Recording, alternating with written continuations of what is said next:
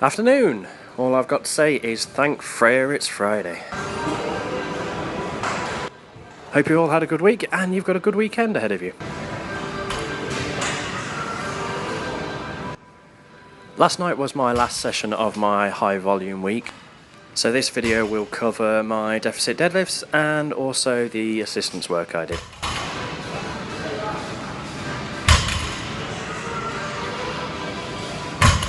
If you want to work on your starting position and your speed off the floor, deficit deadlifts are great for that. They're also great for helping you teach to keep your back tight and help with back rounding when you're deadlifting.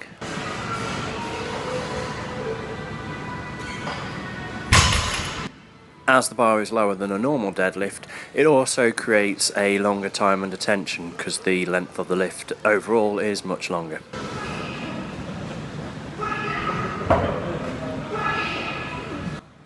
Previously I've been doing my deficit deadlifts off a 25 kilo plate, which was roughly 2 inches off the floor.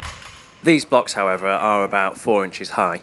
I wanted to try them as they were a bit more stable and flatter than a plate. Unfortunately, as I feared, they were actually slightly too high and they've caused me to be too much out of line than I wanted to be. So next time I will be going back to lifting from about 2-inch deficit. A lot of the same cues are relevant when you're doing deficit deadlifts rather than main deadlifts. You may find your hips are just slightly lower to be able to get into position for it. You still want to ensure that your feet are roughly shoulder width apart, with the bar over your midfoot. You want your grip to be just outside your legs or as close as possible.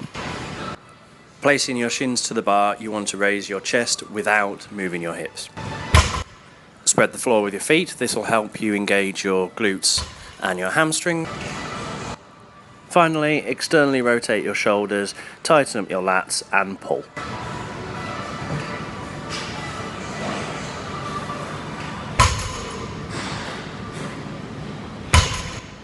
I'll be looking to do a deadlift technique video in the future, as I'll be doing with the squat and the bench as well, so these were just quick tips.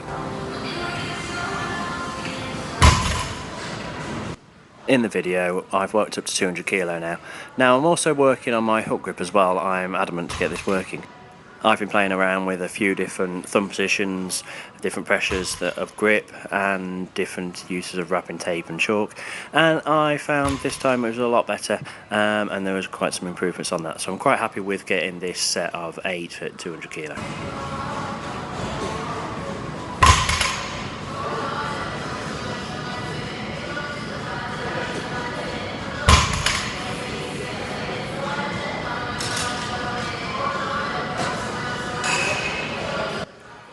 I did find, however, that with the gym being warm and my hands getting a bit sweaty, grip was actually getting a bit looser than I would like, so I swapped to wraps for the next set to make sure that I can complete them successfully.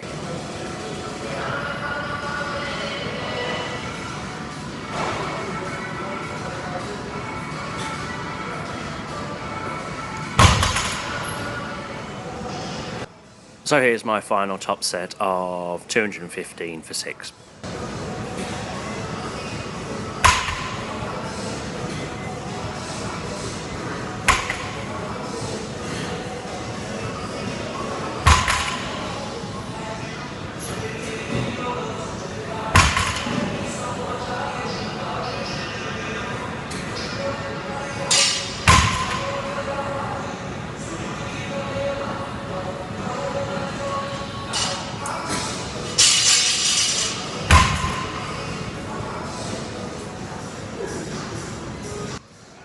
I wanted to hit a few more hook grips at a slightly lower weight, so I moved into my down sets and moved back to hook grip.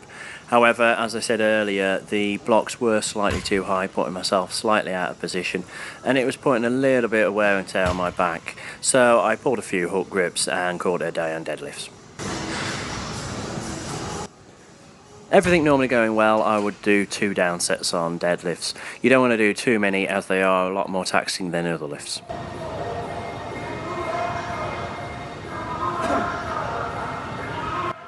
As you can see here, my assistance work for this cycle is going to be paused front squats. This is to help build up my leg strength and quad strength.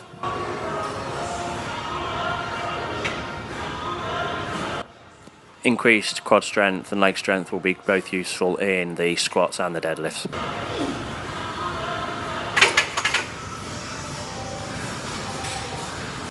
One added benefit of front squats is it also works your upper back as well, and that obviously helps with rounding over in both the squats and the deadlifts. So if you have an issue with that and you have an issue with leg strength, you could always look to do front squats as well.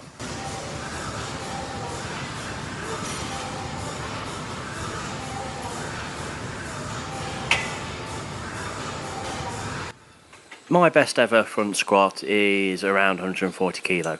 So here I've done around 8 sets for 3 reps. Something that's somewhat taxing but isn't too difficult to actually finish.